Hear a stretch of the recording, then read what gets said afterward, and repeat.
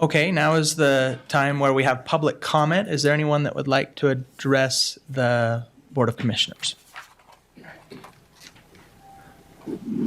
Okay, please come up. Give us a, we'll typically have, I just want to say something. tell us your name. So for the I'm record, Chris Millecam. I own Barnmx, and I'm super grateful for you guys taking your day out. You know, I understand it. The problem is with me and our society and our system is the accountability. I own multiple businesses. Somebody drops the ball. Somebody does this. There has to be some accountability. Me being charged back the taxes, I'll take accountability of it. But the problem is I know full well, because I talked to the previous owner about this property, that she has not exercised her green belt for 6 years. For 6 years. There were 10 foot of weeds. We mowed it for over a week on 8 acres with a flail mower. Like the weeds were as high as this building.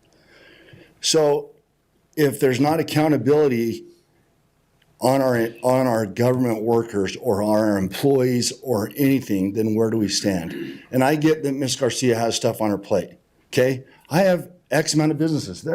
There's 20 families here that have 4 businesses on average just to pay for their kids to be on dirt bike. So I have a workload. I promise you it's way more than Diane Garcia.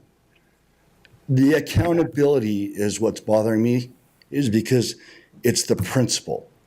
If you knew this, then if I knew that I have a car lot, if I knew there's a problem with the tire, I'm not going to neglect it. I'm not going to neglect it. And then the guy buys it, and then he blows a tire and rolls his truck. There has to be some accountability. I knew that the tire was bad. That's called integrity.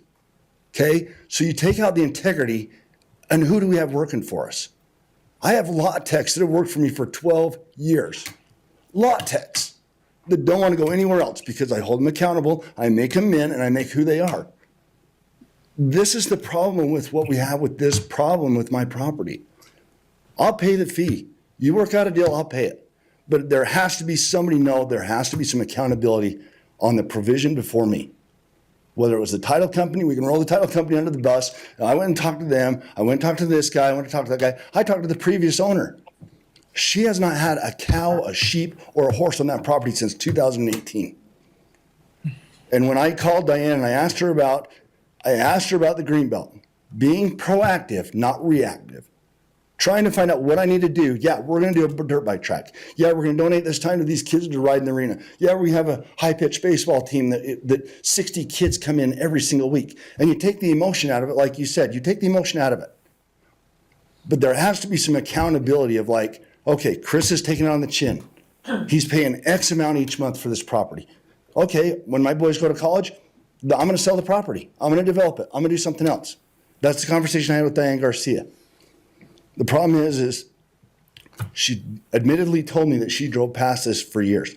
I went back to Christine that I bought it from and said, do you have the records so that I can at least have something for my notes, for these notes, that there is something in Greenbelt? Chris, there hasn't been an animal on that property since 2018. Basically hangs up on me. That's your problem. That's all I'm getting at. If I have to pay the $87,000, trust me, I've taken it on the chin for more than 87 grand because of my name. Because of who I am. And you can look up my history. I've done right to this community. And this is all I'm asking is do right by what you're supposed to. And if I have to take it on the chin for 87 grand, I'll do it. But we all know, whether we want to talk about the elephant in the room or not, this property was not in Greenbelt in 2018. 2018. That's all I have to say. There hasn't been an animal on that since 2018. And if she drives by it every single day and admittedly tells me she drives by it 3-4 days a week and knows that there hasn't been an animal, there has to be some accountability. I don't care how much she has on her plate. If I notice a tire is going to blow on a customer, guess what? You can call my tire guy. Chris replaces all the tires before that crap happens. There has to be some accountability. And whether it starts with me or the next guy, I don't care. But there has to be some correction in this situation, because the system is screwed up. And it's like 87 grand. It goes on to this guy, and it goes on to that guy, it goes on to that guy. I pay $100,000 a month in sales tax. I pay $25,000 a month in property tax on this property. I pay 35 grand a month on my businesses. Like, I understand where property tax goes. And I pay them, just like everybody else. But that's all I'm saying is like, holy cow, this guy's taking it on the chin because of the kids and helping the kids. Yeah, we've had 2,000 kids go through that property in 4 months. Take the emotion out of it. There has to be some accountability in this situation. Whether we get upset, whether we get ticked off, whether we hate this girl or hate that, whatever. And I can't even tell you how many nights I've been up stewing over this. You can probably only ask my wife. But I'm passionate about it, and I'm not going to quit. And I even went to fill out the paperwork for the county commissioner because I was like, I want to make a difference. And I got a call halfway through the paperwork, don't fill that paperwork out. Just because I'm passionate about the system moving forward. So whether I get it on the chin of 87 grand, we have to make a difference. When people are standing around your casket and you're dead, are they going to say, he made a difference? That's all I care about. There has to be some accountability. Whether I have to pay the 87 grand, I hope we can work out a payment plan. I hope we can. Because I don't have 87 grand just sitting around, not for property taxes. I just paid you guys $62,000 in property taxes on my house and my businesses. A man's got to recover, but I appreciate you. I really appreciate your time. Thank you, Chris. All of you. Thanks. Thank you. Thank you. Anyone else? Please tell us your name for the record. Jamaa Street. So I just took a couple notes just because I knew I'd be nervous getting up here, but thank you guys for taking the time today. So I won't go over it too much, but admittedly, again, the county knew that it was a problem. Anybody in Spanish Fork knows and seen that property, has seen that it has not been used. And so why is it taking, again, if she knew that it was an issue, why is it taking the trigger of somebody buying it and trying to turn it into something that benefits the entire community?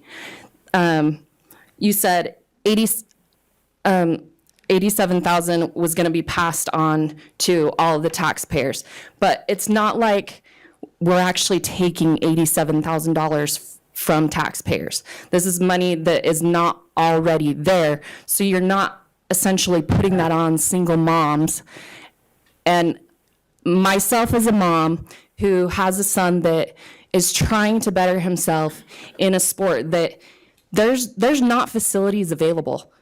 It's hard to find, whether it's motocross or equestrian. Even though Spanish Fork is very much agricultural, it is very hard to find public facilities that will open up to the public. You can't find them. This is such an important thing for our community, not just motocross, but also in the equestrian as well, with it having a barn. And if we don't continue to develop these kids in loving, the equestrian world, how are you going to continue the next generation to do agricultural things if they're not able to have a place where they can safely go and develop these skills? So not only that, but the county and the cities give tax breaks to companies all the time to bring them in. Like if you have somebody that wants to put a movie and film it in Spanish Fork, you give them tax breaks. Why? Because you want them to come into the community and spend money within the community. We have a place for our kids to go and race. This is putting money and more taxpayer dollars in all the surrounding businesses that rely on motocross, on horses, all the things that there's not the opportunity for them to go and do everywhere else, like there is for baseball, basketball, pickleball, all the different things that we invest in as taxpayers that go on our back. But now you have a man coming in here wanting to help the community, and this is being thrown at him when it was a known issue before. That's where I have the problem, and I just hope that the county will take a look at that and realize that you give breaks all the time. Why not to somebody that is a member of the community that is trying to better his community and help kids out? Thank you. Thanks, Jemima. Anyone else?